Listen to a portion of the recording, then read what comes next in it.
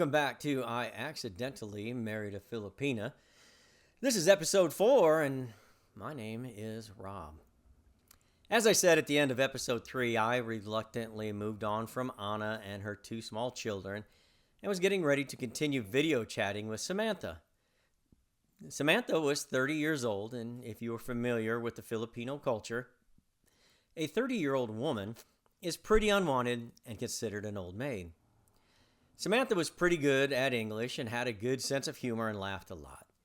Her personality was infectious, and she was easy on the eyes.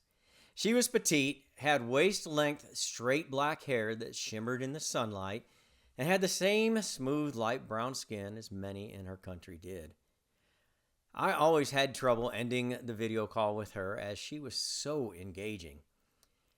She said she had a medical issue when she was young that prevented her from having children, so I felt I was in the clear on that issue.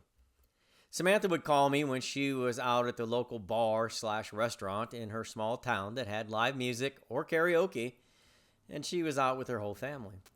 She would talk to me and then go off to the dance floor and dance with her sisters or sing karaoke while leaving the video chat on for me to watch her.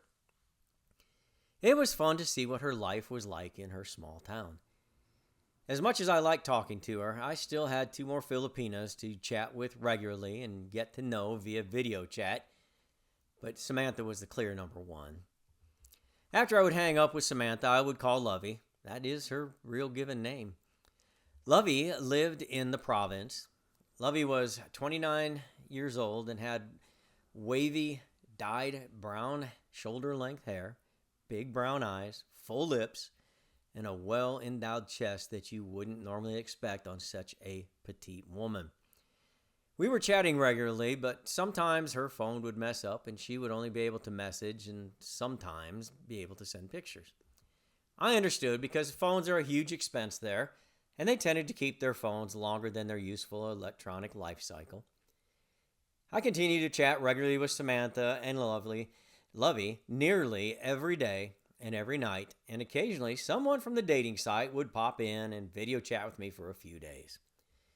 My usual routine consisted of a video chat with Samantha at 6 p.m. my time, and then she would be off to work at 6:45, which would be 8:45 a.m. her time. I would then video chat Lovey at 7 p.m. or message her if her phone wasn't working, and then she would be off to work around 7:30. I would eat my dinner and I would check my dating site messages, but they were really drying up by then, and that was okay because I was busy trying to make my final decision anyways. My August 31st paid subscription was nearly expired, as it was August 29th, and I was checking my messages and only had one new message. Both Samantha and Lovey were not available to chat, so I opened the message. It was just a simple, "Hi." Not much effort from this contestant. But being true to my system and a little boredom, I read the profile. 36 years old. Bingo. 4 feet 11 inches tall. Bingo. Teacher for 14 years. Bingo. Master's degree. Bingo. Owns a small house. Bingo. No children?